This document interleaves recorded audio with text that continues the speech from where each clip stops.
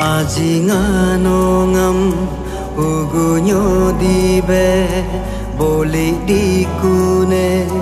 Aji ngano ngam ugu isibe ravli dikune. Siberi segu yuma malungu mapatukuma. Siberi segu sumbi bilungu bipatukuma. Albe anyiku ngage ajinga. Albe anyiku ngage ajinga.